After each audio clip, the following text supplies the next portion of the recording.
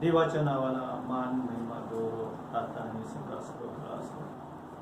पुन्हा एकदा 3 मे रविवारी सकाळी परमेश्वराच्या वचनातून बोलण्याची जी संधी मला लागली त्याबद्दल परमेश्वराच्या नावाला मी मान महिमा गौरव देतो। कोरोना व्हायरस मुळे सध्या लॉकडाऊन आहे, सर्व चर्चेस बंद असल्यामुळं आणि परमेश्वराचं वचन गाजवणे हे आमचं कर्तव्य आहे। त्यामुळं पुन्हा एकदा या रविवारी या शब्दात दिवशी परमेश्वराची उपकार स्तुती करण्यासाठी सर्व भक्तगण एकत्र आलो असताना आम्ही परमेश्वराच्या नावाला मान महिमा गौरव देऊया। आपण आपल्या उपासनेस सुरुवात करूया। परमेश्वराचे गुणगान नवे गीत गाऊन करा, हे सर्व पृथ्वी परमेश्वराचे गुणगान करा, परमेश्वराचे गुणगान करा, त्याच्या नावाचा धन्यवाद करा, त्याने केलेल्या तारणाची घोषणा प्रतिदिनी करा। राष्ट्रांमध्ये त्याचे गौरव, सर्व लोकांमध्ये त्याची अद्भुत कृत्ये जाहीर करा, कारण परमेश्वर थोर व परमस्तुत्य आहे। सर्व देवता होऊन त्याचे भय धरणे योग्य आहे। देवा वाचलेली वचन आपल्या सर्वांसाठी आशीर्वादित करो। आपण प्रार्थना करूया।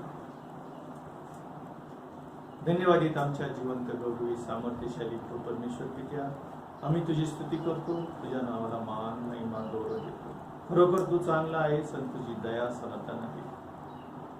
आम्ही तुला धन्यवाद देतो परमेश्वरा, या शाबात दिवशी पुन्हा एकदा तुझ्या वचनाची सेवा करण्याची जी संधी तू आम्हाला लाभू दिलीस त्याबद्दल आम्ही तुला धन्यवाद देतो। परमेश्वरा, आज जगाची परिस्थिती पाहिली तर कोरोना व्हायरसमुळं जगामध्ये एक भीतीचं वातावरण निर्माण झालेलं आहे। तर परमेश्वरा, या गोष्टीवर, या विषाणूवर, या रोगावर लस शोधण्याचं जे काम चालू आहे त्यासाठी परमेश्वरा जगातील शास्त्रज्ञांना यश येऊ दे अशी आम्ही तुझ्याजवळ प्रार्थना करतो।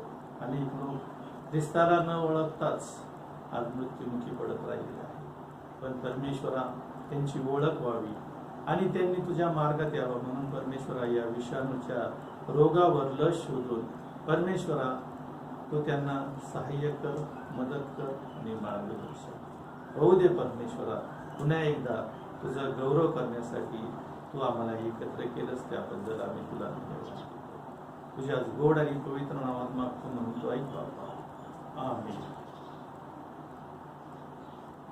आपल्यामध्ये आपण आपल्या भक्तीस आरंभ करत असताना सुरुवातीला जो शास्त्र भाग मननासाठी नव्या आणि जुन्या करारातून घेण्यात आलेला आहे त्या वाचण्यासाठी मी विनंती करतो नंदूदादा ओळ, जे आपल्या चर्चचे ज्येष्ठ सभासद असून क्रियाशील सभासद आहे, मी त्यांना विनंती करतो त्यांनी पुढे येऊन परमेश्वराचं वचन वाचावं।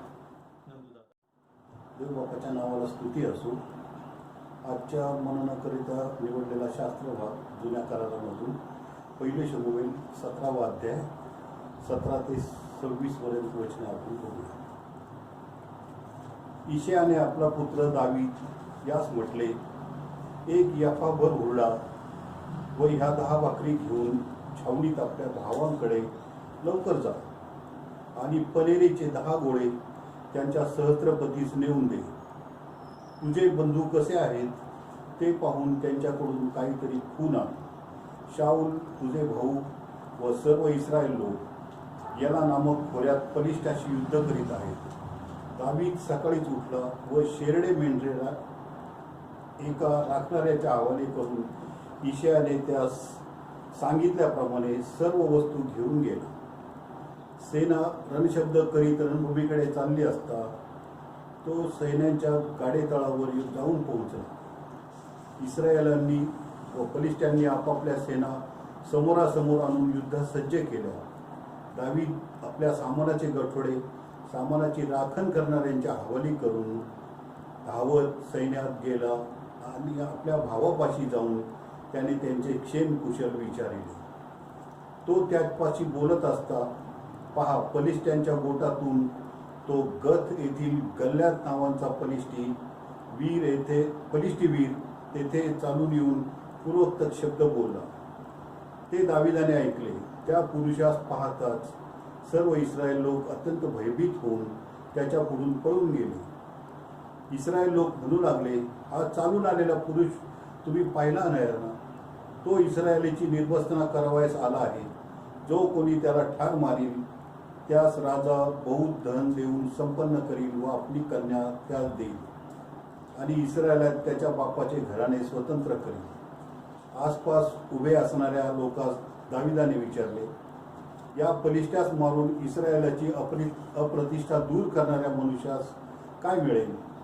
या असून ती बलिष्ठाने जिवंत देवाच्या सेना तुच्छ लेखाव्या काय? लोकांनी त्यास वरच्याप्रमाणे सांगितले, म्हणजे जो कोणी त्याचा वध करील त्यास अमुक अमुक मिळेल. त्याचप्रमाणे ह्याच अध्यायातले 40 ते 45 वचन आपण बघू. मग त्याने आपली काठी हाती घेतली, पोहळातून 5 गुळगुळीत गोटे वेचून आपल्या थैलीत म्हणजे धनगरी बटव्यात ठेवली आणि आपली गोफण हाती घेऊन तो त्या बलिष्ठांकडे गेला. तिकडे बलिष्ठही दाविदाच्या जवळ आला. त्याचा शस्त्रभाग त्याच्या पुढे चालला होता. त्या बलिष्ठांनी दाविदास न्याहाळून पाहिले तेव्हा तो त्यास तुच्छ वाटला, कारण तो केवळ अल्पवयी असून तांबूस रंगाचा व सुकुमार होता. तो बलिष्ठी दाविदास म्हणाला, मी काय कुत्रा आहे म्हणून तू काठी घेऊन मग पुढे आला आहेस? त्या बलिष्ठाने आपल्या देवाचे नाव घेऊन दाविदास शिव्याशाप दिले व तो दाविदास म्हणाला, असा जवळ ये म्हणजे तुझे मांस आकाशातील पक्ष्यास व वनपशूस देतो. दावीद त्या बलिष्ठास म्हणाला, तू तलवार भाला व बर्ची घेऊन मजवर चढून आला आहेस, पण इस्रायली सैन्याच्या देवाला तू तुच्छ लेखले आहेस. त्या सेनाधीश परमेश्वराच्या नावाने मी तुझकडे आलो आहे. त्याचप्रमाणे दुसरा शास्त्र भाग आपण निवडलेला आहे नव्या करारामधून. इब्री लोकास पत्र याचा 11वा अध्याय 5 ते 7 वचन आपण वाचूया. हनोखाला मरणाचा अनुभव येऊ नये म्हणून त्याला विश्वासाने लोकांतरी नेण्यात आले आणि तो सापडला नाही, कारण त्याला देवाने लोकांतरी नेले. लोकांतर होण्यापूर्वी त्याच्याविषयी साक्ष देण्यात आली की तो देवाला संतोषवित असे आणि विश्वासा वाचून त्याला संतोषविणे अशक्य आहे, कारण देवाजवळ जाणाऱ्यांनी असा विश्वास ठेवला पाहिजे की तो आहे आणि त्याचा शोध झटून करणाऱ्यांना तो प्रतिफळ देणार आहे. तोपर्यंत जे पाहण्यात आले नव्हते त्याविषयी नोहाला सूचना मिळाली आणि आदरयुक्त भयाने त्याने आपल्या कुटुंबाच्या तारणासाठी विश्वासाने तारू तयार केली. त्या विश्वासाने त्याच्याद्वारे त्याने जगाला दोषी ठरवले आणि विश्वासाने प्राप्त होणारे जे नीतिमत्व त्याचा तो वतनदार झाला. देव वाचलेली वचने आपल्याकरता आशीर्वादित करो. देवाच्या नावाने धन्यवाद ओळ दादा. आजच्या म्हणण्यासाठी जो शास्त्रभाग त्यांनी वाचला त्याबद्दल मी त्यांचे आभार मानतो. आम्ही पाहतो की पहिले शमूएलाचं पुस्तक याचा 17वा अध्याय, ह्या अध्यायामध्ये आम्ही पाहतो की गल्ल्यात आणि दावीद यांचे युद्धाबद्दलची माहिती तिथं सांगितलेली आहे.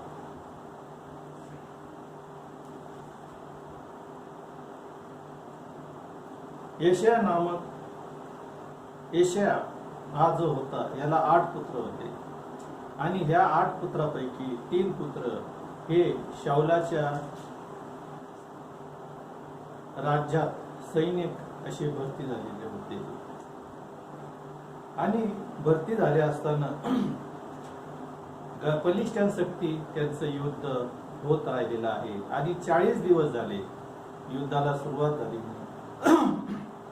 त्यासाठी यशायाने आपला पुत्र दावीद याला सांगितलं की तू जाऊन आपले जे वडील 3 भाऊ आहेत यांची भेट घे आणि त्यांचं क्षेमकुशल विचारून काहीतरी त्यांच्याकडून खून येऊ नये की ते युद्धामध्ये लढण्यासाठी गेलेले आहेत किंवा हयातीत आहे म्हणून. दुसऱ्या दिवशी दावीद राजा आपले सर्व मेंढर त्याच्या संगतीच्या जो मेंढपाळ होता त्याच्या हवाली केले आणि तो आपल्या वडिलांच्या आज्ञेनुसार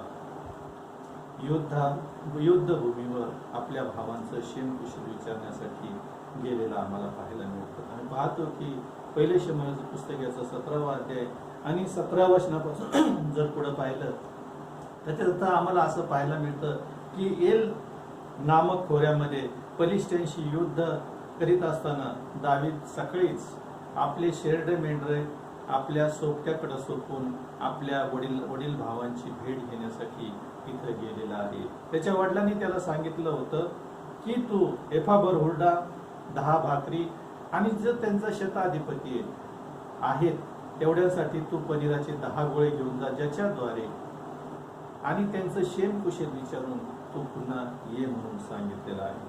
आणि ज्या वेळेस या खोऱ्याजवळ या युद्धभूमीजवळ आला त्याने आपल्या सोबत्याच्या हाती हा सर्व भाकरीचा आणि पनीराचे गोळे आणि हे सर्व त्याच्या हवाले केले आणि आपल्या भावाच्या दिशेने तो पळाला.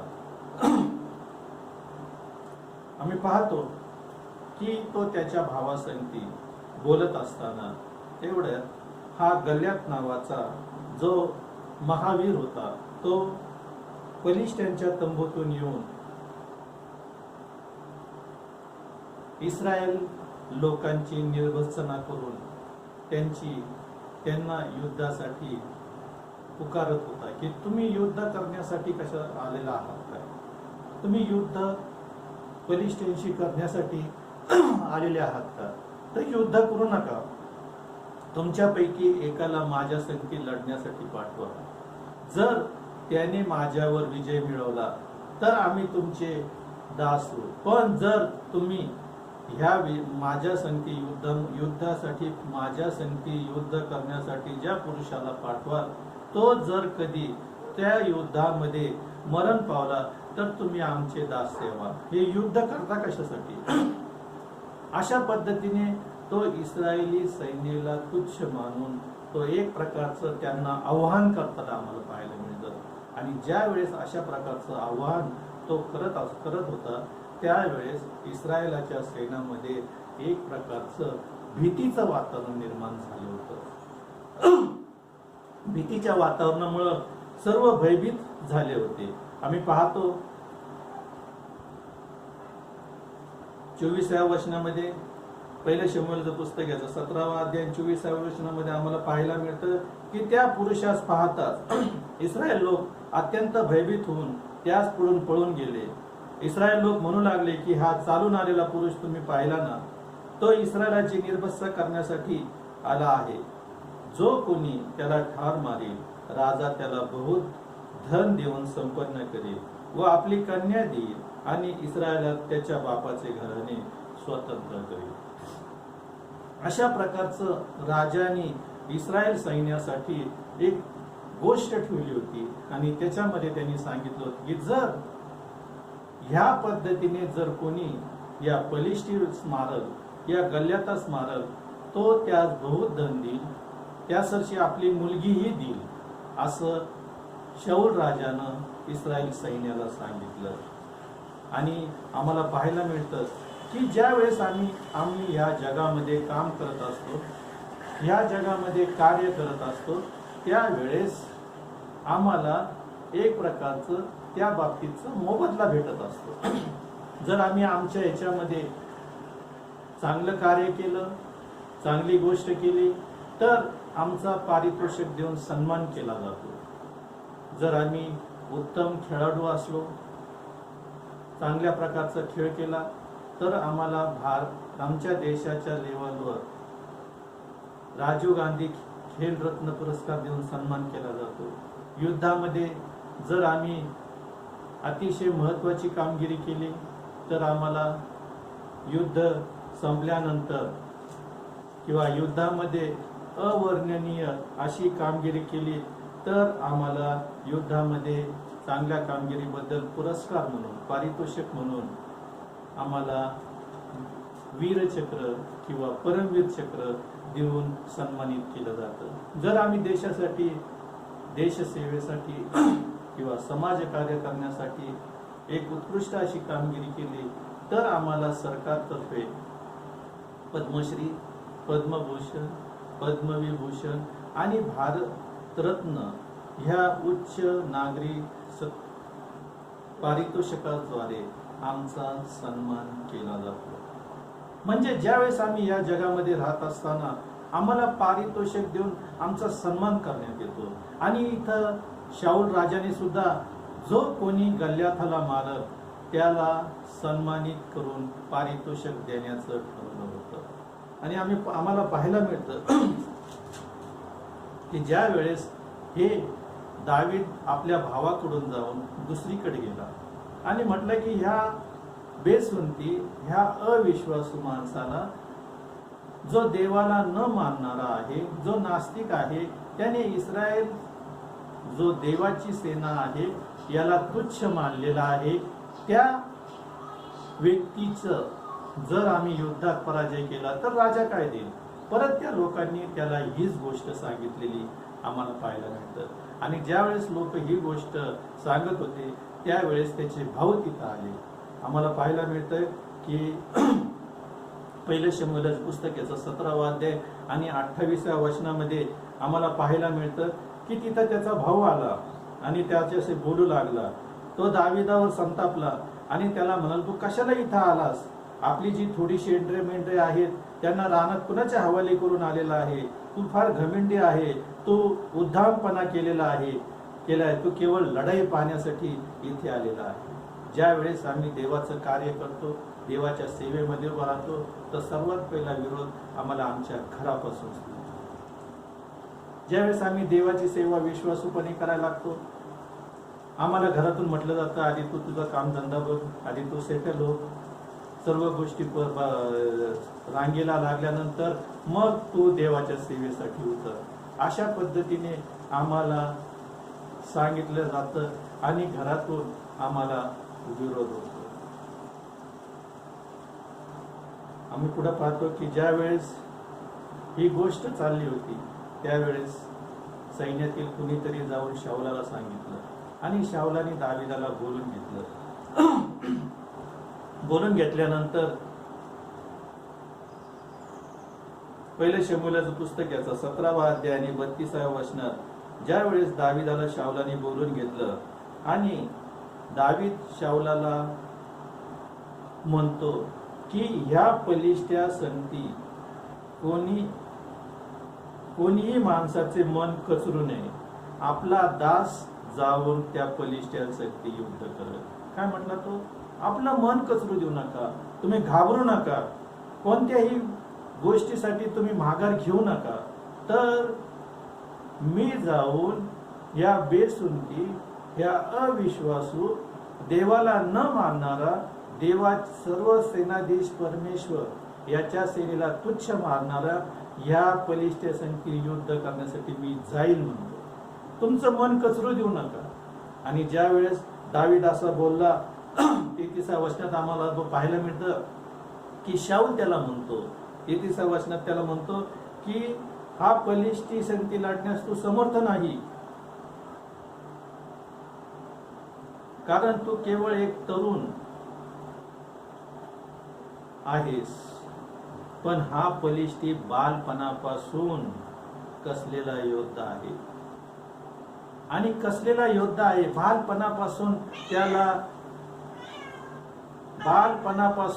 त्याला युद्धाचं प्रशिक्षण दिलेलं आहे. युद्ध कसं करायचं, युद्ध कसं खेळायचं, युद्धामध्ये कशा पद्धतीच्या कुयुक्त्या वापरायच्या, या सर्व गोष्टीचं प्रशिक्षण त्याला दिलेलं आहे. तो एक योद्धा आहे आणि त्याच्या संगती लढण्यासाठी तो असमर्थ आहे म्हणून सांगितलं. त्यावेळेस दावीद शाऊलास म्हणतो की हा आपला दास, आपला सेवक आपल्या बापाची मेंढरं चारत होता. त्यावेळेस एक सिंह अस्वलासह माझ्या मेंढरांमध्ये शिरला आणि त्यांनी एका कोकरास उचलून घेऊन गेले. दावीद त्यांना म्हणतो की त्या दोघांचा, सिंहासह अस्वलाने जे कोकरू उचलून नेलं होतं त्या दोघांचा मी पाठलाग केला आणि त्यांच्या जबड्यातून मी त्या कोकरात सोडवलं. ज्या वेळेस मी ह्या कोकरात सोडवलं त्यावेळेस त्या दोघांनी माझ्यावर झडप घातली. मी त्यांचं गचुर धरून त्यांना मी ठोशा मारून ठार केलं. जर मी त्या 2 हिंस्त्र प्राण्याला एकाच वेळेस मारू शकतो तर हा सिंह तर हा बलिष्ठी जो आहे या दोघांपैकी एकाच्या ताकदीचा आहे. या विश्वासाच्या द्वारे तो त्या दावीद शाऊलाला सांगताना आम्हाला पाहायला मिळतं. ज्यावेळेस आम्ही सेवा कार्यासाठी निघतो, आम्ही देवाची वचन सांगण्यासाठी विश्वासानं बाहेर पडतो, त्यावेळेस आमच्या समाजातून, आमच्या मंडळीतून, आमचे जे जवळचे सखे सोयरे यांच्यापासून आम्हाला विरोध होतो. जसा शाऊलाने दावीदाला विरोध केला की तू सुकुमार आहेस आणि तो बालपणापासून युद्ध कलेत पारंगत असा योद्धा आहे. पण दावीद ज्या विश्वासात उभा होता की मी त्या 2 हिंस्त्र प्राण्यापैकी एकाच्या ताकदीचा हा बलिष्ठी असेल, या विश्वासावर दावीद उभा होता. त्यावेळेस त्याच्या संगती बोलण्यासाठी त्याला शाऊलाला सुद्धा विरोध करता आला नाही. ज्यावेळेस आम्ही आमच्या विश्वासात, ख्रिस्ताच्या वचनात, ख्रिस्ताच्या तारणात आणि ख्रिस्ताच्या समर्पणात ज्यावेळेस आम्ही ठाम उभा राहतो त्यावेळेस आम्हाला कुणाचाच विरोध होत नाही आणि देव आमच्या संगती असतो. आम्ही पाहतो की ज्यावेळेस दाविदाने साक्ष त्याला दिली, त्यावेळेस दाविदाने साक्ष दिली तर शाऊल सुद्धा दाविदाला म्हणतो की जा तू युद्ध कर, परमेश्वर तुझ्या बरोबर आहे. काय म्हणतो शाऊल? परमेश्वर तुझ्या बरोबर आहे, तू जाऊन युद्ध कर. आणि त्याने आपले युद्धाचे वस्त्र त्याला घालायसाठी दिले. कोणते कोणते? तर मस्तकात पितळी टोपी, चिलखत आणि पायात पितळी मोजे. ज्यावेळेस हे कपडे घातले तर दावीद त्याला म्हणतो, शाऊल राजाला म्हणतो की हे वस्त्र घालून मला चालता येत नाही, मी युद्ध करू शकत नाही. त्याने ते वस्त्र काढून ठेवले आणि आपला जो धनगरी पोशाख आहे तो घेऊन शाऊलाने सांगितल्याप्रमाणे बलिष्ठी जो गल्ल्यात होता त्याच्या संगती लढण्यासाठी तो गेलेला आम्हाला पाहायला मिळतो.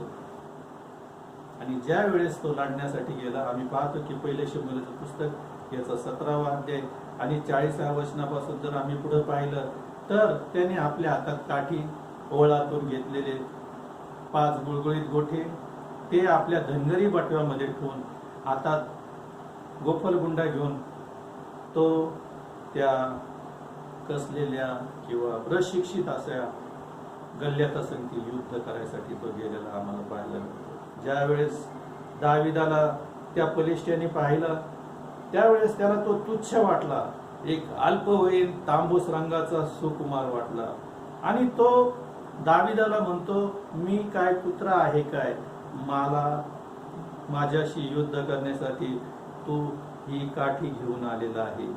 आणि त्याने आपल्या देवाचे नाव घेऊन दाविदाला शिव्याशाप दिलेला आम्हाला पाहायला मिळतात. पण दावीद परमेश्वराच्या वचनावर विश्वास ठेवून आणि त्याने इस्रायली जे जिवंत देवाचे सैन्य आहे त्याला त्याची निर्भत्सना करून तो बलिष्ठी बोलला.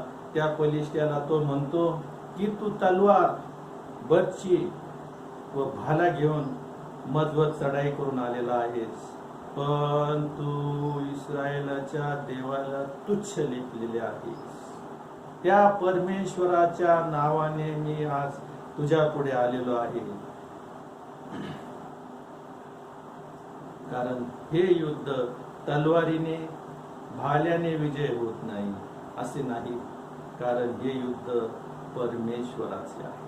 आणि ज्या वेळेस अशा पद्धतीने विश्वासाने तो त्या गल्ल्याथा पुढे गेला तर आम्हाला पाहायला मिळतं की परमेश्वराने त्या दाविदाला विजयी मिळवून दिलेला आम्हाला पाहायला मिळतं. मग ह्या जगात आम्ही जे काही करतो त्याच्यासाठी आम्हाला पारितोषिक दिलं जातं. जे काही काम करतो त्याच्या बदली आम्हाला मोबदला दिला जातो. पण ज्यावेळेस आम्ही ख्रिस्तामध्ये स्थिर होऊन ख्रिस्ताची आज्ञा पाळतो त्यावेळेस आम्हाला परमेश्वर त्या गोष्टीचा सुद्धा मोबदला दिल्याशिवाय राहत नाही.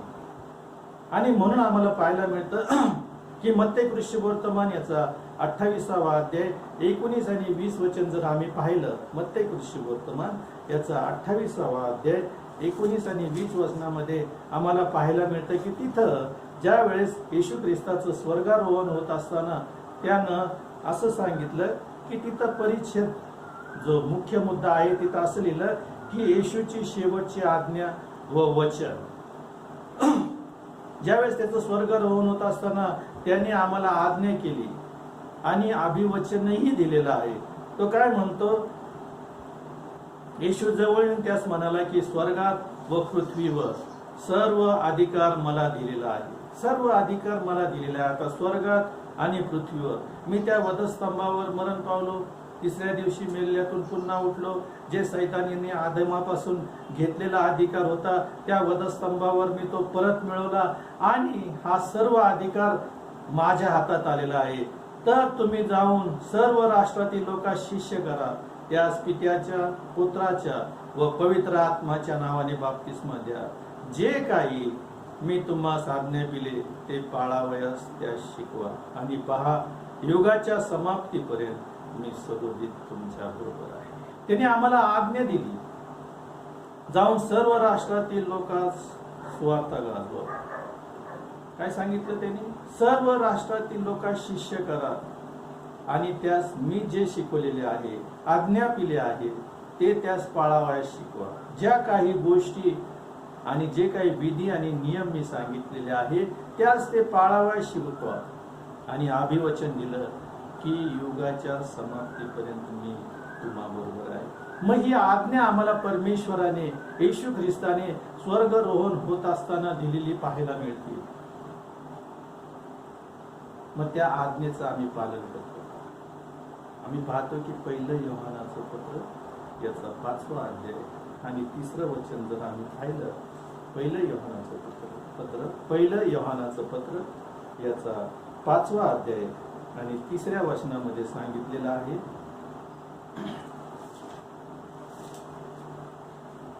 योहानाचं पहिलं पत्र 3रा अध्याय 5वा अध्याय आणि 3ऱ्या वचनामध्ये सांगितलेलं आहे, देवावर प्रीती करणे. आम्हाला पाहायला मिळतं की देवाने जगावर एवढी मोठी प्रीती केली की त्याने आपला एकुलता एक पुत्र दिला, यासाठी की जो कोणी त्याच्यावर विश्वास ठेवतो त्याचा नाश होऊ नये, तर त्याला सार्वकालिक जीवन प्राप्त व्हावे. देवाने केलेली प्रीती आहे. आम्ही सुद्धा म्हणतो की देव प्रीती आहे आणि त्या प्रीतीस्तव त्याचा पुत्र या जगामध्ये आला, आमच्यासाठी त्या वधस्तंभावर मारला गेला आणि आम्हाला त्याच्या रक्ताच्या द्वारे खंदून घेतलेला आहे. ही दैवी प्रीती आहे. देवाने केली, त्याच्या पुत्राने केली आणि त्याच्या पुत्राने आम्हाला सांगितलं, आज्ञा केली की जाऊन तुम्ही सृष्टीला सुवार्तेची घोषणा करा. मग जर त्यांनी आम्हाला आज्ञा केली आणि आम्ही सर्व जगात सांगतो की देव प्रीती आहे, देवाने जगावर एवढी मोठी प्रीती केली, तर प्रीती म्हणजे काय? 1 योहानाचं पुस्तक याचा 5वा अध्याय आणि 3ऱ्या वचनात सांगितलेलं आहे की देवावर प्रीती करणे. जर मी देवावर प्रीती करतो, देवाने ते माझ्यावर प्रीती केली, त्याच्या पुत्राने माझ्यावर प्रीती केली, मला खंदून घेतलं, माझं मोल चुकतं केलं आणि त्याच्या रक्ताच्या द्वारे मला विकत घेतलं आणि त्या सार्वकालिक जीवनात त्या ख्रिस्ताच्या प्रीतीस्तव, त्या देवपित्याच्या प्रीतीस्तव मला तो घेऊन जाणार आहे. आणि त्याचं स्वर्गारोहण होत असताना त्याने आम्हाला आज्ञा केली की सर्व राष्ट्रात जाऊन सुवार्तेची घोषणा करा. मग जर त्यांनी आज्ञा केली तर ती आज्ञा पाळणं हे माझं अर्थ कर्तव्य आहे. आणि देवावर प्रीती करणं, जर मी म्हणतो की देवाने माझ्यावर प्रीती केली आणि आता जर त्यांनी आज्ञा दिली आणि मला जर देवावर प्रीती करायची असेल तर तिथं असं सांगितलं की देवावर प्रीती करणे म्हणजे त्याच्या आज्ञा पाळणे. जर मी म्हणतो देवप्रीती आहे आणि मी देवावर प्रीती करतो. तर देवावर प्रीती करणे म्हणजे काय, तर त्याच्या आज्ञा पाळणे, आणि त्याच्या आज्ञा भारी नाहीत. जर मी देवाच्या आज्ञा पाळतो तर मी म्हणू शकतो देव प्रीती आहे. आणि म्हणून तो म्हणतो की जाऊन सर्व सृष्टी सुवार्तेची घोषणा करा. मग ही आज्ञा आम्हाला दिली आणि आम्ही म्हणतो देव प्रीती आहे, तर हे आमचं कर्तव्य आहे की त्याच्यावर आम्ही प्रीती करतो, म्हणजे त्याच्या आज्ञा पाळतो. आणि त्याच्या आज्ञा भारी नाहीत असं सांगितलेलं आहे. आम्ही पाहतो की पहिल्या थेसलोनिकरास पत्र याचा 2रा अध्याय आणि 4थ्या वचनात सांगितलं, तर सुवार्थ सांगण्याचे काम आम्हाला सोपून देणे देवाला पसंत वाटले. जर त्याचा पुत्र या जगात आला प्रीतिस्तव, त्या वधस्तंभावर तो आमचे अपराध, आमचे पाप आणि आमच्या सर्व दुःख, आमचे रोग, आमचे शाप घेऊन त्या वधस्तंभावर तो मरण पावला, आणि त्याच्या रक्ताच्या द्वारे त्याने आम्हाला खंडून घेतलं. आमचं मोल त्याने चुकत केलं. त्याच्या रक्ताच्या द्वारे आम्ही शुद्ध आणि पवित्र जीवन जगतो. तर देवाने सुवार्थ सांगण्याचे काम आम्हाला सोपून दिलेलं आहे.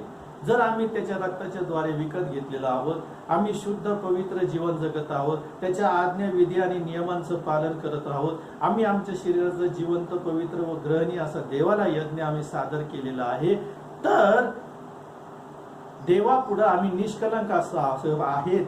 म्हणून तो म्हणतो की पहिल्या थेसलोनिकरास पत्र याचा 2रा अध्याय 4थ्या वचनामध्ये, तर सुवार्थ सांगण्याचे काम आम्हा सोपून देणे देवाला पसंत वाटले. कारण का, तर आम्ही शुद्ध आणि पवित्र जीवन जगतो, त्याची आज्ञा, विधी आणि नियमांचं आम्ही पालन करतो, त्याने सांगितल्यावर मार्गावर आम्ही चालतो. तर त्यामुळं देवाला पसंत वाटले. आम्ही देवाच्या पसंतीला उतरलो आहोत. म्हणून तो म्हणतो की तुमच्यावर सोपवलेलं आहे. काय म्हटलेलं आहे, तर सुवार्थ सांगण्याचे काम आम्हा सोपवून देणे देवाला पसंत वाटल्यावरून आम्ही ती सांगतो. देवाला पसंत वाटली म्हणून आम्ही सांगतो, कुणीही सांगत नाही. सर्वच जण आपलं जीवन पवित्र जगत नाही. सर्वच लोक व्यभिचारापासून दूर राहत नाही. सर्वच लोक चुगलखोर, चोरी, एकमेकाचा मत्सर करणे, लावालावी करणे ह्यापासून दूर राहत नाही.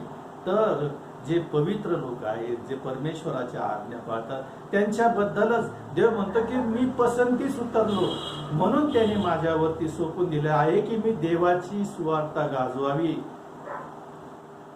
आणि ती सुवार्थ सांगत असताना मनुष्याला खुश करण्यासाठी नाही, तर सर्वसमर्थ परमेश्वर ज्याच्याद्वारे खुश होईल ती मी सांगावी म्हणून सांगितलेलं. पहिले 2 तिमोथीचं पुस्तक याचा 4था अध्याय आणि 2ऱ्या वचनात सांगितले की वचनाची घोषणा कर. पाऊल तिमोथेला म्हणतो की वचनाची घोषणा कर, सुवेळी अवेळी तयार राहा, सर्व प्रकारच्या सहनशीलतेने व शिक्षणाने दोष दाखव, वाग्दंड कर, बोध कर म्हणून सांगितलेला आहे. तिमोथी हा तरुण होता आणि त्याला पाऊल पत्र लिहून सांगतो की कोणतीही वेळ असो, तो वेळेचं भान ठेवू नको. ज्या वेळेस आणि ज्या स्थितीमध्ये तुला लोक बोलवतील त्यांना तू देवाची सुवार्थ गाजवलीच पाहिजे. सर्व प्रकारच्या सहनशीलतेने. लोक तुला नावं ठेवतील, तुझ्याबद्दल वाईट बोलतील, तुझ्याशी अरेरावी करतील, तुला मारहाण करतील, म्हणून तो म्हणतो सर्व प्रकारच्या सहनशीलतेने. कदाचित तुझ्या कॅरेक्टरवर शितोरे उडवतील, तुझ्याबद्दल अपशब्द वापरतील, तुला नावं ठेवतील. ह्या सर्व गोष्टी जरी घडत असल्या तरी तो म्हणतो की सर्व सहनशीलतेने तो परमेश्वराची सुवार्थ गाजव, वाग्दंड कर, त्यांना समजून सांग, त्यांना बोध कर, परमेश्वराचं वचन कशा पद्धतीने सत्य आहे आणि आम्ही सत्यात कसं चाललं पाहिजे ह्याबद्दलचं तू बोध कर, असं पाऊल तिमोथेला म्हणतो. म्हणून तू सुवेळी अवेळी तयार राहा. पहिल्या कोरिन्थीकरास पत्र याचं 15वा अध्याय आणि 58व्या वचनामध्ये आम्हाला पाहायला मिळतं, पाऊल कोरिन्थी येथील मंडळीस म्हणतो माझ्या प्रिय बंधूंनो, प्रभूमध्ये तुमचे श्रम व्यर्थ नाही. जे काही तुम्ही श्रम करतात परमेश्वराच्या सेवेसाठी, त्याची सुवार्ता गाजवण्यासाठी आणि त्याचं विधी आज्ञा नियमांचं लोकांना सांगण्यासाठी जे काही तुम्ही श्रम करता ते व्यर्थ नाही, हे तुम्ही जाणून आहात. म्हणून तुम्ही स्थिर, आढळ व प्रभूच्या कामात अति तत्पर असला. आम्ही प्रत्येक वेळेस तत्पर असलं पाहिजे, तयार असलं पाहिजे. परमेश्वराचं वचन मी सांगितलं पाहिजे, त्याच्यासाठी मी त्याच्या वचनावर आढळ असलं पाहिजे, स्थिर असलं पाहिजे. कोणत्याच गोष्टीमध्ये मी माघार घेता कामा नये, कारण प्रभूमध्ये सुवार्ता सांगत असताना माझं हे श्रम व्यर्थ जाणार नाही. आणि म्हणूनच पौल पहिल्या कोरिन्थिकरास पत्र याचा 9वा अध्याय 18 आणि 16 वचनात म्हणतो, तर मग माझं वेतन काय? जर मी सुवार्ता सांगतो आणि सुवार्ता सांगत असताना माझे श्रम व्यर्थ जाणार नाही, तर पहिल्या कोरिन्थिकरास पत्र याचा 9वा अध्याय आणि 18 वचनात तो म्हणतो, तर माझे वेतन काय? हेच की सुवार्ता ही मी फुकट सांगावी. जे काही परमेश्वराचं वचन माझ्या हातात आलेलं आहे हे फुकट आलेलं आहे. आणि फुकट आल्यामुळं मी सुद्धा देवाचं वचन हे फुकटच सांगितलं पाहिजे. याचं मोल हे फार मौल्यवान आहे, पण हे मला फुकट आलं म्हणून मी हे फुकट सांगावं. आणि जर 16 वचनात तो म्हणतो, जरी मी सुवार्ता सांगतो तर मला प्रतिष्ठा मिळवण्याचे कारण नाही.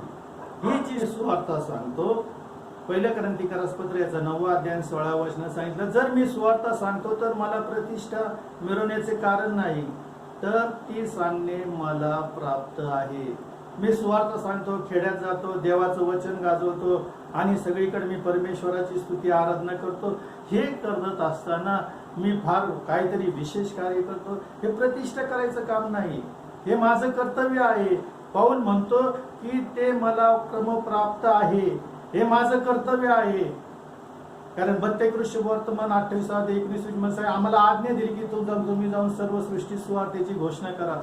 आणि जर मी घोषणा करत असताना या बाबतीची मी प्रतिष्ठा मिळवण्याचं कारणच नाही, कारण ते माझं कर्तव्य आहे, ही मी केलंच पाहिजे, ही माझीच जबाबदारी आहे. कारण देवाला पसंत वाटल्यावरून मी देवाची सुवार्ता गाजवतो. मी देवाला पसंतीस उतरल्यामुळं मी परमेश्वराच्या सुवार्ता सांगण्यासाठी परमेश्वरांनी माझी निवड केलेली आहे. म्हणून मी याचा अभिमान बाळगू नये, तर हे माझं कर्तव्य आहे, हे मला केलंच पाहिजे. आणि ही माझ्यावर परमेश्वराने टाकलेली जबाबदारीच आहे. म्हणून ह्या गोष्टी मला करणंच भाग आहे. आणि जर मी सुवार्ता सांगत नाही, पौल म्हणतो, जर मी सुवार्ता सांगत नाही तर माझा धिक्कार असो, धिक्कार असो, मी कुछ कामाचा आहे. मी येशू ख्रिस्ताच्या सुवार्तेस उतरणाऱ्यांपैकी नापसंतीत उतरलेला असा व्यक्ती आहे. माझा धिक्कार असो. मला ही गोष्ट लाच्छनास्पद आहे की जर मी परमेश्वराची सुवार्ता सांगत नाही तर माझा धिक्कार असो, असं पौल कोरिन्थी येथील मंडळीला 9व्या अध्यायाच्या 16 वचनामध्ये म्हणतो. म्हणून हे माझं कर्तव्य आहे, ही मी सांगितलीच पाहिजे. आणि ही सांगत असताना जे काही संकट येतील, ज्या काही गोष्टी माझ्या जीवनात घडतील, त्या गोष्टीला मी सामोरे गेलंच पाहिजे. म्हणून पौल कोरिन्थी येथील मंडळीला दुसरा कोरिन्थिकरास पत्र याचा 11वा अध्याय आणि 24-25 वचन जर आम्ही पाहिलं तर कितीही संकट येऊ, कोणत्याही गोष्टी आमच्यावर आल्या तरी आम्ही दृढ विश्वासाच्या द्वारे सुवार्ता ही सांगितलीच पाहिजे. पौल म्हणतो की माझ्यावर किती संकट आले, तो म्हणतो दुसरा कोरिन्थिकरास पत्र याचा 11वा अध्याय आणि 24-25 वचनामध्ये पाहिलं तर तिथं असं सांगितलेलं आहे की 5 वेळा मी यहुद्यांच्या हातून 39 फटके खाल्ले. 5 वेळेस यहुद्यांच्या हातून मी 39 फटके खाल्ले. 3 वेळेस मी छड्यांचा मार खाल्ला. एकदा मला दगडमार झाली. 3दा माझे गलबत, माझं मस्तक, माझं कपाळ मोक्ष झालं म्हणून सांगितलं. 3 वेळेस. आणि समुद्रावरचं संकट समुद्रात घालवलेली अहोरात्रीचं संकट, किती प्रवास मी केला, नद्यांवरील संकट, लुटारूची संकट, स्वजातीचे संकट, विदेशाची संकट, नगरातले संकट, रानातील संकट, या सर्व संकटाला मी तोंड दिलेलं आहे. आणि या सर्व संकटामुळं मी सुवार्ता गाजवलेली आहे न डगमगता. मी माझी जबाबदारी पार पाडून मी कोणत्याही बंधूकडं कोणत्याही गोष्टीची मागणी न करता मी माझी उपजीविका चालवून मी ख्रिस्त गाजवलेला आहे. आणि तो म्हणतो की मग हे सर्व संकटातून मला कोण ख्रिस्ताच्या प्रीतीपासून दूर करल. रोमकरास पत्र याचा 8वा अध्याय आणि 35व्या वचनामध्ये तो म्हणतो की या सर्व संकटाला तोंड देत असताना या ख्रिस्ताच्या प्रीतीपासून मला कोण विभक्त करील. क्लेश, आपत्ती, छळवणूक, उपासमार, नग्नता, संकट किंवा तलवार ही वेगळी करील. कोणतीच गोष्ट मला येशू ख्रिस्ताच्या प्रीतीपासून वेगळी करणार नाही. कारण येशू ख्रिस्ताने सांगितलं की आज्ञा केली की जाऊन सर्व सृष्टीला सुवार्तेची घोषणा करा. पहिले योहानाचं पत्र याचा 5वा अध्याय 3ऱ्या वचनामध्ये म्हणतो की देवावर प्रीती करणे म्हणजे त्याची आज्ञा पाळणे.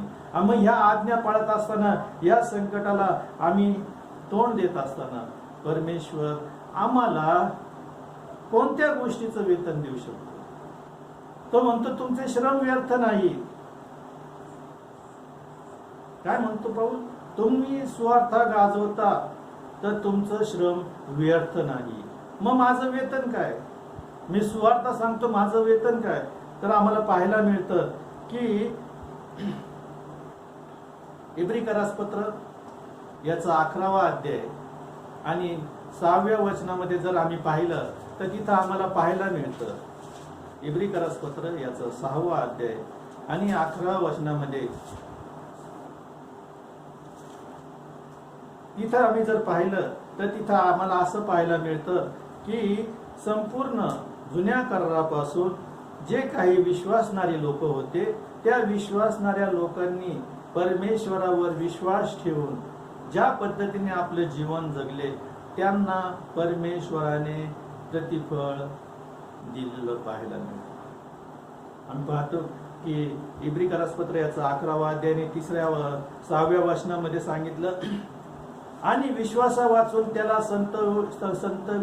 संतोषविणे अशक्य आहे. कारण देवाजवळ जाणाऱ्याने असा विश्वास धरला पाहिजे की तो आहे आणि त्याचकडे धाव घेणाऱ्याला तो प्रतिफळ देणार होता. जो कोणी विश्वासाने परमेश्वराकडे धावा घेतो त्याला तो प्रतिफळ दिल्याशिवाय कधीच राहत नाही. जगात राहत असताना आम्हाला पारितोषिक दिलं जातं. जोपर्यंत आम्ही या जगामध्ये आहोत आणि जगामध्ये जीवन जगत असतो तोपर्यंत आमचा सन्मान पारितोषिकाच्या नावाने केला जातो. पद्मश्री अमुक अमुक, भारतरत्न अमुक अमुक. मग त्या पारितोषिकाच्या द्वारे आमचा सन्मान केला जातो की आम्ही ह्या गोष्टी केल्यामुळं आम्हाला पारितोषिक भेटलं. पण ज्या वेळेस आम्ही सुवार्ता सांगतो त्यावेळेस आम्हाला परमेश्वराच्या राज्यामध्ये प्रतिफळ भेटल्याशिवाय कधीच राहत नाही. म्हणून पाऊल करंती येथील मंडळीस 1 करंथीकरास पत्र याचा 9वा अध्याय आणि 24 आणि 25 वचनामध्ये म्हणतो. 1 करंथीकरास पत्र याचा 9वा अध्याय 24 आणि 25 वचनामध्ये पाऊल आम्हाला पाहायला मिळतं की तिथं म्हणतो तो की शर्यतीत धावणारे सर्व धावतात पण एकालाच पैज मिळते. हे तुम्हास ठाऊक नाही काय. तुम्हासही ती मिळेल अशा पद्धतीने तुम्ही धावता म्हणून सांगितलेलं आहे.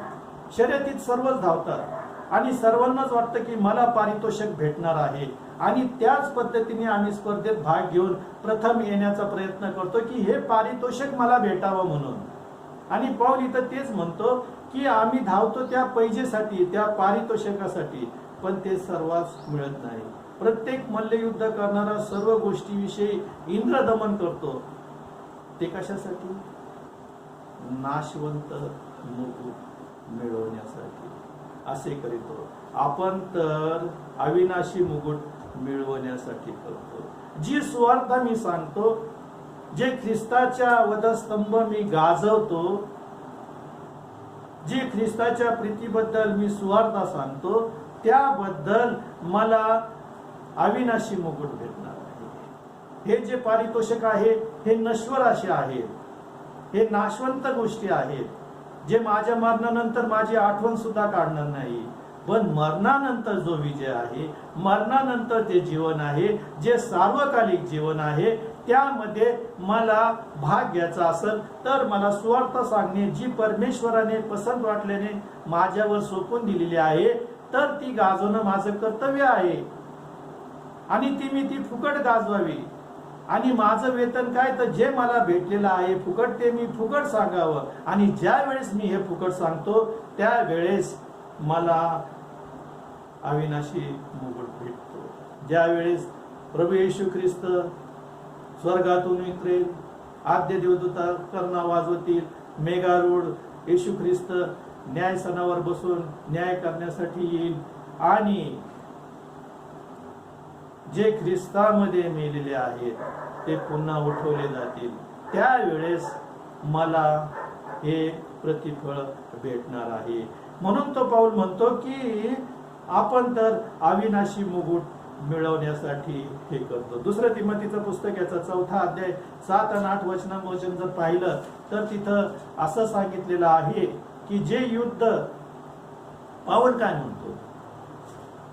दुसरं तिमोथीचं पुस्तक याचा 4 अध्याय आणि 7 आणि 8 वचनामध्ये पाऊल तिमोथीला म्हणतो की जे युद्ध, जे सुयुद्ध मी केलं आहे, जी सुवार्ता मी सांगितलेली आहे, जे परमेश्वराच्या वचनाचा मी प्रचार आणि प्रसार केलेला आहे, जे आम्ही पाहतो की पाऊलाची 13 पत्र पवित्र शास्त्रामध्ये लिहिलेली आहेत त्यामध्ये तो तिमोथीला म्हणतो की हे जे सुयुद्ध, ही सुवार्तेचं कार्य जे मी केलेलं आहे, परमेश्वराच्या वधस्तंभ जो मी गाजवलेला आहे, त्याच्या रक्ताच्या द्वारे आम्ही खंडून घेतलेलं आहोत.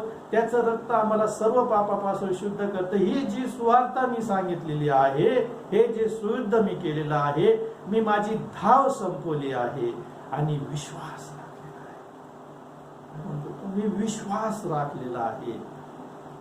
8व्या वचनात तो म्हणतो, आता राहिले हेच की माझ्यासाठी नीतिमत्वाचा मुकुट ठेवला आहे.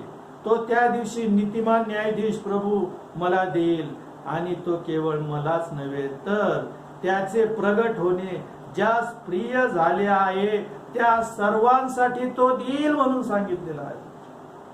नीतिमत्वाचा मुकुट जो पावलाने सुवार्ता गाजवलेली आहे, जी सुवार्ता आज आम्ही गाजवत राहिलेलो आहे, जर आम्ही ह्या सुयुद्धामध्ये विश्वासाच्या द्वारे शेवटपर्यंत टिकून राहिलो तर पाऊल म्हणतो जेवढ्यांना ख्रिस्ताचं दुसरं येणं प्रिय आहे त्या सर्वांस हा नीतिमत्वाचा मुकुट भेटला. जे पावलाला भेटलं ते आम्हाला भेटलं. पहिलं अविनाशाचा मुकुट, हे आमचं प्रतिफळ आहे. दुसरं नीतिमत्वाचं मुकुट. याकोबाचं पत्र याचा 1 अध्याय 12 आणि 13 वचनामध्ये सांगितलेलं आहे. याकोबाचं पत्र याचा 1 अध्याय 12 आणि 13 वचन जर आम्ही पाहिलं तर तिथं असं सांगितलं 13 वचनामध्ये, कोणाची परीक्षा होत असता देवाने मला मोहात घासले असे त्याने म्हणू नये. काय? सैतान आमच्यावर मोह घालतो, परीक्षात आणतो, आमच्यावर अनेक संकट आणतो. योबाच्या पुस्तकात आम्ही पाहतो की योबावर नाना प्रकारचे संकट आणले. त्याची संपत्ती त्यांनी हिरावून घेतली, त्याची मुलं त्यांनी मारून टाकले आणि त्याला निरनिराळ्या पिढांनी पीडित केलेलं आम्हाला पाहायला मिळतं. योबाला हे कुणी केलं? सैतानीने केलेलं आहे.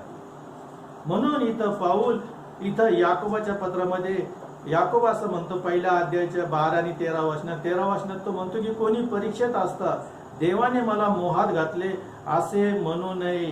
कारण देवाला वाईट गोष्टीचा मोह होत नाही व तो स्वतः कोणाला मोहात घालत नाही.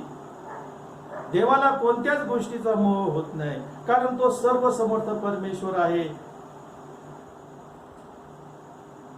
तो पवित्र असा देव आहे, तो सामर्थ्यशाली असा देव आहे आणि त्याला कोणत्याच गोष्टीचा मोह होत नाही आणि म्हणून तो कोणालाच परीक्षेत आणत नाही म्हणून सांगितलेलं आहे. 12 वचनात म्हणतो, जो मनुष्य परीक्षेत टिकतो तो धन्य. याकोबाचं पत्र 1 अध्याय आणि 12 वचनात तो म्हणतो की जो कोणी परीक्षेत टिकतो तो धन्य, कारण आपणावर प्रीती करण्यास देव केलेला जीवनाचा मुकुट परीक्षेत उतरल्यावर त्याला मिळेल. जीवनाचा मुकुट. जर आम्ही या परीक्षेमध्ये येशू ख्रिस्ताची सुद्धा मत्तेकृष्ण वर्तमान याचा 4थ्या अध्यायामध्ये सैतानानं त्याला त्याची परीक्षा घेतली. त्याला त्या मंदिराच्या उंच कंगोरावर नेला आणि त्याला म्हणतो की बघ, हे सर्व मी तुला देऊन टाकतो. त्याला मोह दाखवला, पण तो म्हणतो की तू आपला देव परमेश्वर याच्याशिवाय कुणाला नमन करू नको, आणि सैतान तिथून निघून गेला. या सर्व गोष्टीवर ज्या वेळेस आम्ही विजय मिळवतो, सैतानाच्या प्रत्येक मोहावर, प्रत्येक त्याच्या कुयुक्तीवर, प्रत्येक त्याच्या वाईट गोष्टीवर आम्ही विजय मिळवतो, त्यावेळेस धन्य म्हणून सांगितलेलं आहे.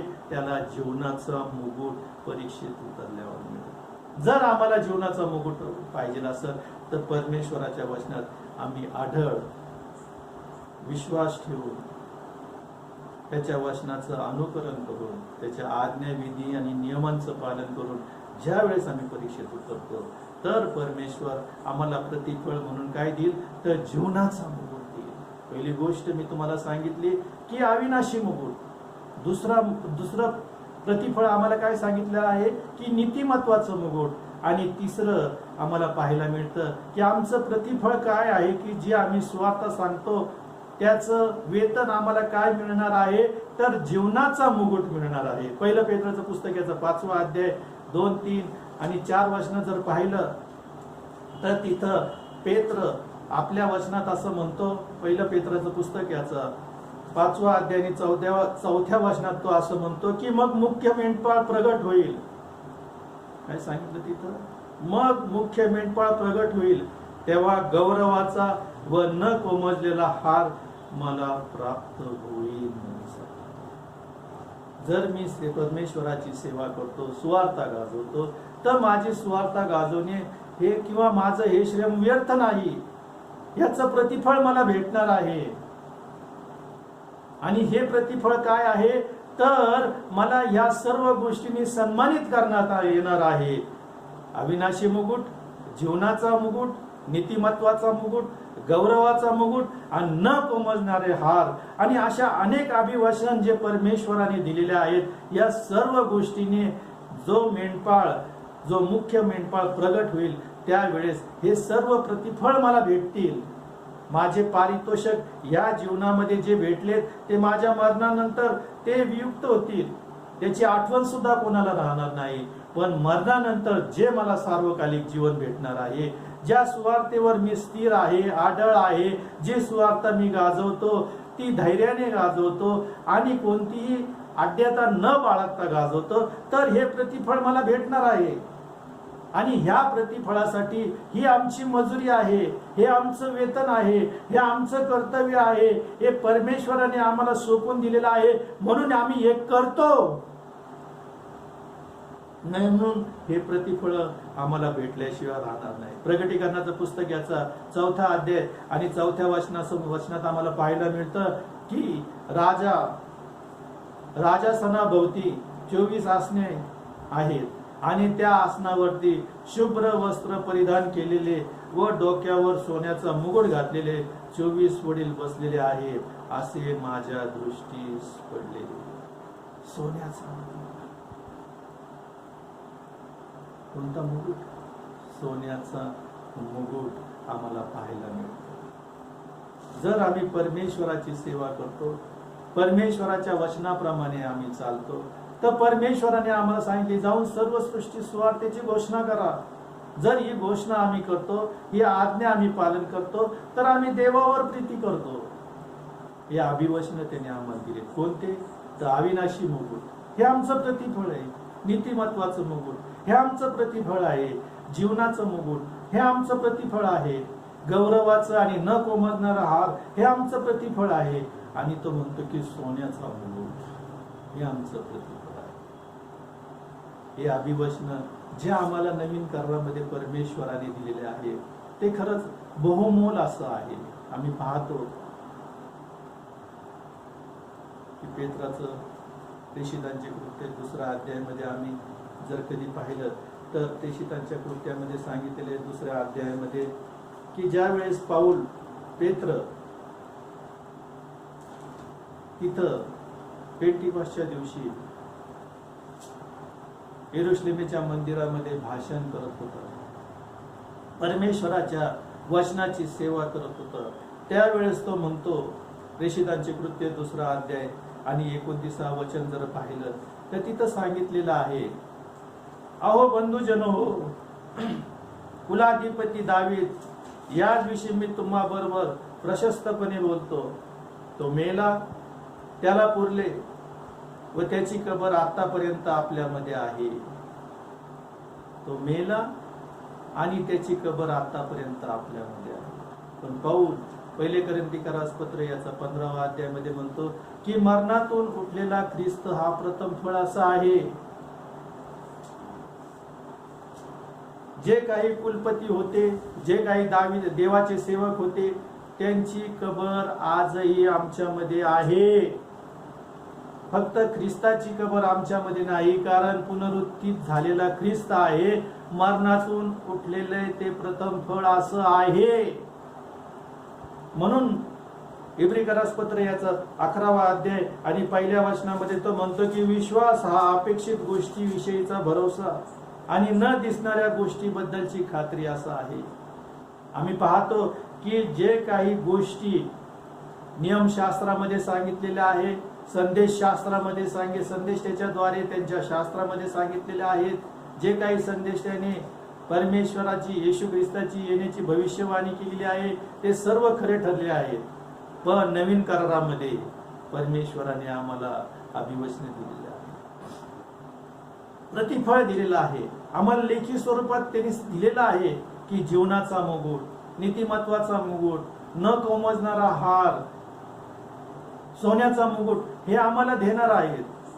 पण जे जुन्या करारात होऊन गेले त्यांना ह्या गोष्टीबद्दलची माहिती नव्हती. आज आम्हाला परमेश्वराने लेखी स्वरूपात ह्या गोष्टी दिलेल्या आहेत आणि तो म्हणतो की माझं वचन आहे जे पूर्ण केल्याशिवाय माझ्याकडे परत येणार आहे.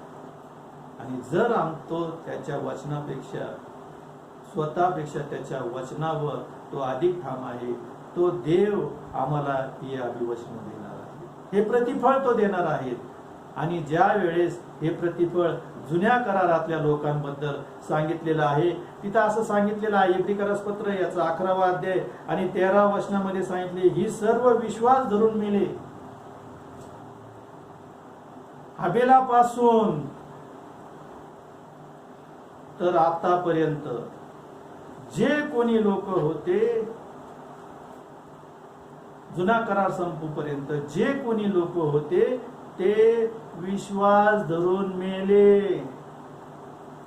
त्यास वचनरूपी फळे मिळाली नव्हती,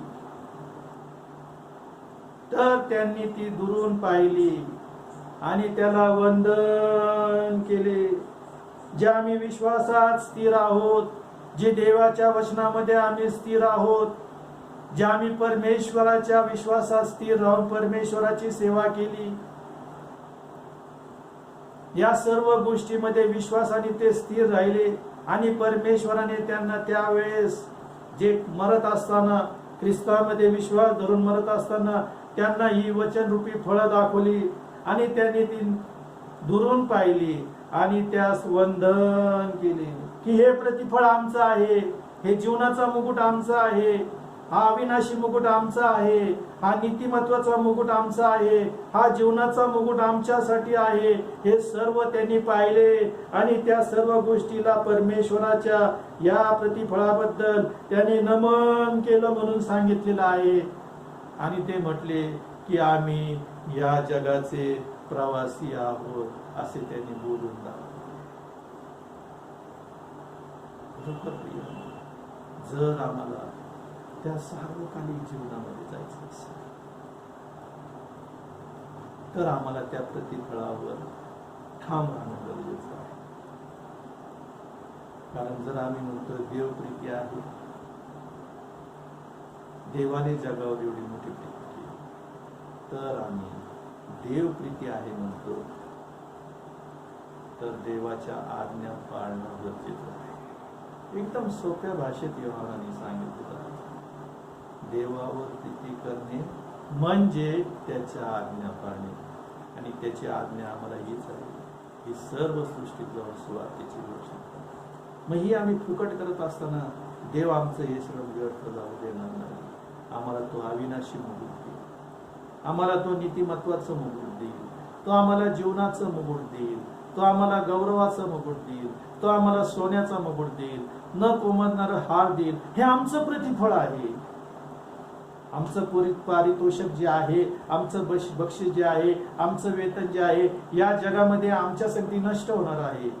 पण ज्या वेळेस आम्ही प्रभूला भेटायला जाऊ त्यावेळेस तो म्हणाल, हे माझ्या विश्वासू दासा ये आणि हे प्रतिफळ, हा नीतिमत्वाचा मुकुट घे, हा जीवनाचा मुकुट घे, हा गौरवाचा मुकुट घे, हा अविनाशी मुकुट घे, हा सोन्याचा मुकुट घे, किंवा हा न कोमजणारा हार तो आमच्या गळ्यात घालून आम्हाला आलिंगन दे. मग आमचं लक्ष पारितोषिकावर नसावं, तर आमचं लक्ष त्या प्रतिफळावर आहे. आम्ही ती धाव आमची संपवली पाहिजे. कुठपर्यंत? तर जोपर्यंत आमच्या जीवात जीव आहे तोपर्यंत आम्ही त्या परमेश्वराच्या वचनात स्थिर होऊन त्याची सुवार्ता गाजवली पाहिजे आणि त्याच्या वचनाची घोषणा केली पाहिजे. तर हे प्रतिफळ आम्हाला भेटतील. आणि जर हे प्रतिफळ आमच्या जीवनामध्ये जर असतील तर देव म्हणाल, हे माझ्या भल्या व विश्वासू दासा ये आणि ही जी स्वर्गात माझ्या पित्याच्या घराची जागा आहे तू घे, हा मुकुट तू घे. आपण प्रार्थना करूया. धन्यवादित आमच्या जिवंत गौरवी सामर्थ्यशाली व परमेश्वर पित्या, आम्ही तुझी स्तुती करतो, तुझ्या नावाला मान महिमा गौरव देतो. खरोखर तू चांगला आहेस आणि तुझी दया सनातन आहे. परमेश्वरा, या शाबात दिवशी, या सुंदर सकाळच्या वेळेस आम्ही तुझी उपकार स्तुती करण्यासाठी तुझे भक्तगण आणि आम्ही सर्व एकत्र येऊन तुला आभार रूपी यज्ञ करत असताना परमेश्वरा, जे काही तू सार्वकालिक जीवनात आम्हाला प्रतिफळ देण्याचं ठरवलेलं आहे त्याबद्दल तुझ्या वचनातून तुझ्या भक्तगणासंगती बोलत असताना परमेश्वरा, तुम्हाला तुझ्या वचनाचं उत्तम, तुझ्या वचनाचं मार्गदर्शन केलंस त्याबद्दल मी तुला धन्यवाद देतो. पवित्र आत्म्याच्या द्वारे जे वचन मला सांगण्याचा जी तू मला संधी लागू दिली त्याबद्दल मी तुला धन्यवाद देतो. परमेश्वरा, या वचनाच्या द्वारे तुझ्या भक्तगणाची आणि माझी तुझ्या वचनात तू वाढ कर. तुझ्या वचनात आम्ही अढळ राहून, त्यावर ठाम राहून तुझ्या सेवेसाठी आम्ही सदैव तत्पर असावं. वेळी अवेळी आम्ही तुझी सेवा करावी, तुझं वचन सांगावं आणि जी आज्ञा तू आम्हाला दिलेली आहे त्या आज्ञेचं पालन आम्ही करावं. म्हणून तू आम्हाला सहाय्य कर, मदत कर, मार्गदर्शन कर.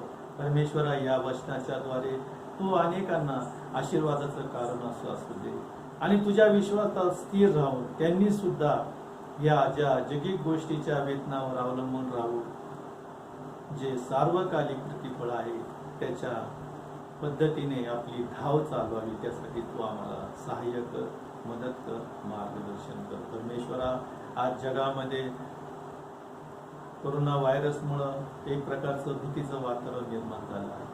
पण परमेश्वरा, या सर्वातून तू आम्हाला मुक्त करणार आहे. या सर्व गोष्टीतून तू आमचं रक्षण करणार आहे. या सर्व गोष्टीतून तू आमचा सांभाळ करणारा आहेस म्हणून तुझे उपकार मानतो. होऊ दे परमेश्वरा, तुझ्या भक्तगणाद्वारे तू तुझं गौरव करून घे, अशी तुझ्या चरणाजवळ आम्ही प्रार्थनाने विनंती करतो. पुन्हा एकदा या शब्दात दिवशी, या सुंदर सकाळच्या वेळेस तुझं वचन सांगण्याची जी सुवर्ण संधी मला लाभली, त्याबद्दल मी तुला धन्यवाद देतो. तुझ्या नावाला मान, महिमा, गौरव देतो. तुझी उपकार स्तुती करतो. तुझ्या वचनामध्ये आणि तुझ्या विश्वासामध्ये आम्हा सर्वांना तू एक निष्ठ ठेव, कारण तुझं वचन सांगतं की पुन्हा फिरणं हे त्याला न आवडणारी अशी गोष्ट आहे. म्हणून आम्ही पुन्हा न फिरता तुझ्या विश्वासामध्ये, तुझ्या वचनामध्ये, तुझ्या विधी आज्ञा नियमांमध्ये आम्ही सतत वाढत जाऊन आम्ही तुला ज्यावेळेस तू येशील त्यावेळेस आम्ही तुला सामोरे यावं म्हणून तू आम्हाला सहाय्य कर, मदत कर, मार्गदर्शन कर. आणि पावलासारखं आम्ही म्हणतो की आम्ही त्या नाशवंत अशा मुकुटासाठी नव्हे, तर सार्वकालिक जे प्रतिफळ आहे त्याच्यासाठी आम्ही धावलं पाहिजे. म्हणून या जगामध्ये आम्ही धावत असताना, तुझी सेवा करत असताना तू आम्हाला पुढं आणि पुढं घेऊन जा, आणि आम्हाला ते प्रतिफळ प्राप्त होईपर्यंत तुझ्या विश्वासात तू आम्हाला स्थिर. आमचा धन्यता आणणारा प्रभू येशू ख्रिस्त याच्या गोड आणि पवित्र नावात मागतो म्हणून तू ऐक बापा. आमेन. आपण प्रभूने शिकवलेली प्रार्थना म्हणूया. हे आमच्या स्वर्गातील बापा, तुझे नाम पवित्र मानले जाव, तुझे राज्य येव, जसे स्वर्गात तसे पृथ्वीवर राहील. तुझ्या इच्छेप्रमाणे हो. आमची रोजची भाकर आज आम्हाला दे, आणि जसे आम्ही आमच्या ऋण्यासरून सोडले आहे तसेच तू आमच्या ऋणी आम्हास सोड, आणि आम्हास परीक्षेत आणू नकोस, तर आम्हास वाईटापासून सोडील. कारण की राज्य, सामर्थ्य आणि गौरव ही सर्व काळ तुझीच आहे. आमेन. आता देव बापाची प्रीती, येशू ख्रिस्ताची कृपा आणि पवित्र आत्म्याची सहभागिता तुम्हा सर्वांबरोबर आता आणि सदा सर्व काळ राहो. आमेन.